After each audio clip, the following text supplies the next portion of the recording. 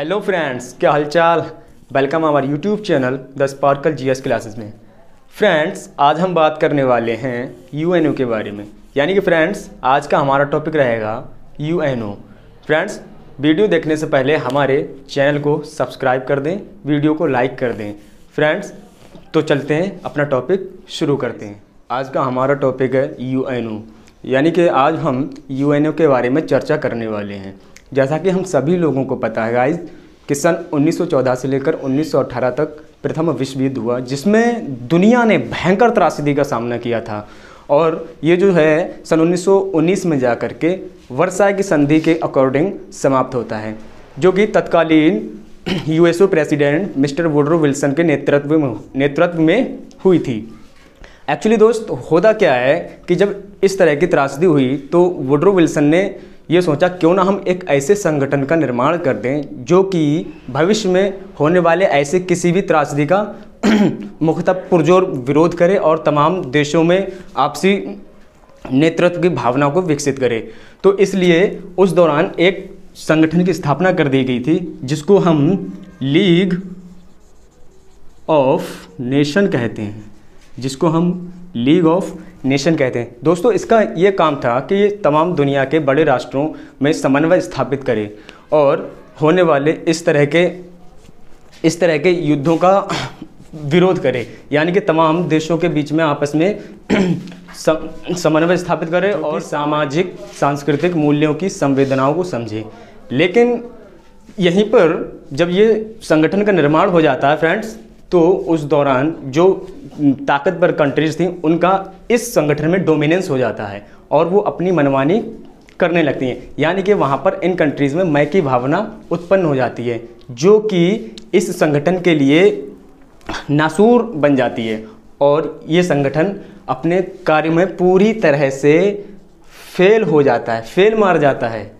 और इसी का कारण हुआ द्वितीय विश्व युद्ध, जो कि सन 1939 में शुरू होता है और 1945 तक लगातार चलता रहता है। फ्रेंड्स, जब ये द्वितीय विश्व युद्ध चल रहा था उस दौरान तत्कालीन यूएसए राष्ट्रपति थे मिस्टर फ्रैंकलिन डी रूजवेल्ट। उन्होंने सन 1942 में एक आइडिया दिया, दुनिया के सामने एक आइडिया प्रस्तुत किया कि क्यों ना हम इसी संगठन को पुनः स्थापित कर दें और उसका एक नया नाम होगा। उन्होंने सन 1942 में एक नया नाम सुझाया फ्रेंड्स, जिसका नाम उन्होंने यूएनओ दिया, यानी कि संयुक्त राष्ट्र संघ, यूनाइटेड नेशन ऑर्गेनाइजेशन, जिसका काम भी बिल्कुल इसी के तरह था। और जब ये बनाया गया था उस दौरान 20 जून 1945 को 50 कंट्रीज़ के प्रतिनिधित्व आकर के यूएन चार्टर पर साइन कर देते हैं। और उस दौरान चूँकि पोलैंड उपस्थित नहीं था और जो कि पोलैंड बाद में आया और वो 51वां देश इस पर साइन करने वाला बना था। और इसका मुख्य उद्देश्य ही ये था कि ये भविष्य में अब कभी भी तृतीय विश्व युद्ध को ना करने दे, जो कि अभी तक तो हुआ नहीं है। अब आगे देखते हैं कब होता है फ्रेंड्स। तो जब ये चार्टर पर साइन हो जाते हैं, जो कि हमारा एग्जिस्टेंस में आता है 24 अक्टूबर 1945 को। इसीलिए फ्रेंड्स, हमेशा हम 24 अक्टूबर को यूएन दिवस के रूप में सेलिब्रेट करते हैं ना फ्रेंड्स।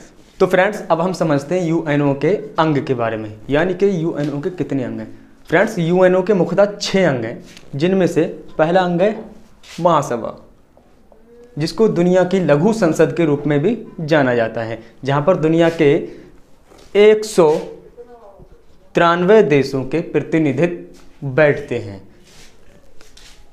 सेकंड आता है सुरक्षा परिषद, जो कि इस यूएनओ का सबसे मुख्य अंग माना जाता है। फ्रेंड्स, इसमें 15 सदस्य होते हैं, 15 सदस्य राष्ट्र होते हैं, जिनमें से 5 सदस्य स्थायी होते हैं और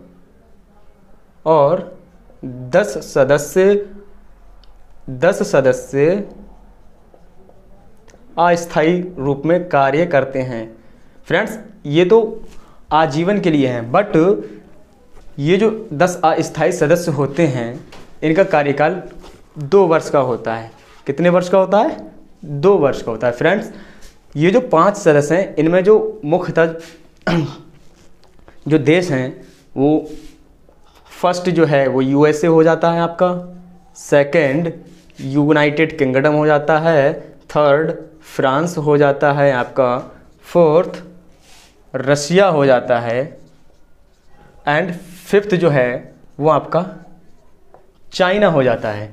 जबकि अस्थायी सदस्यों का निर्वाचन होता है जो कि हर 2 वर्ष के बाद चेंज होते रहते हैं। फ्रेंड्स, ये मुख्यतः कार्य यूएनओ के करता है। ये है आपका आर्थिक एवं सामाजिक परिषद जो कि दुनिया के आर्थिक और सामाजिक चीज़ों पर नज़र रखता है। फ्रेंड्स, फिर आता है आपका अंतर्राष्ट्रीय न्यायालय कि जिसका मुख्यालय हेग में है, नीदरलैंड के हेग में है, जहाँ पर दुनिया के बड़े बड़े मसले सुलझाए जाते हैं।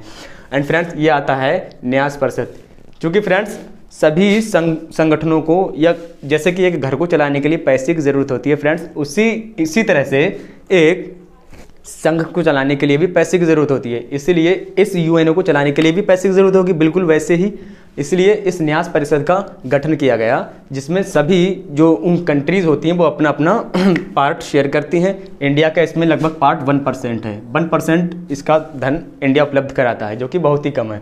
नेक्स्ट आता है सचिवालय जो कि सारे काम देखता है यूएनओ के, और इसके जो महासचिव होते हैं, इसका जो मुखिया होता है उसे महासचिव कहते हैं। और प्रेजेंट टाइम में जो हमारे यूएनओ के सचिवालय के जो महासचिव हैं उनका नाम एंटोनियो गुटेरेस है। एंटोनियो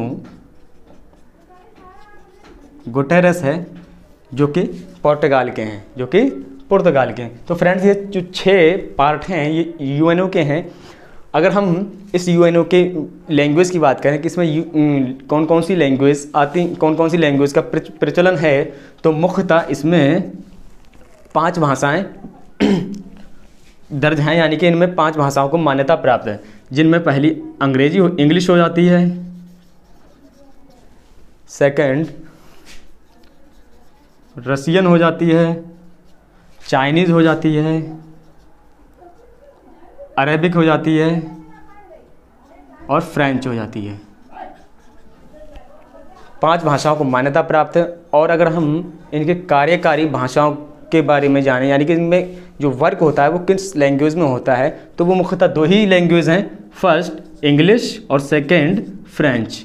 यानी कि इसकी जो कार्यकारी भाषाएं होती हैं वो 2 ही हैं, इंग्लिश और फ्रेंच। फ्रेंड्स, अगर हम इसके हेडक्वार्टर की बात करते हैं तो यूएनओ का हेडक्वार्टर न्यूयॉर्क में है। कहाँ है? न्यूयॉर्क, यानी कि यूएसए के न्यूयॉर्क में है। और इसके कुछ रीजनल हेडक्वार्टर जेनेवा, नैरोबी वगैरह में भी हैं। तो फ्रेंड्स, आज के लिए इतना ही, मिलते हैं नेक्स्ट वीडियो में।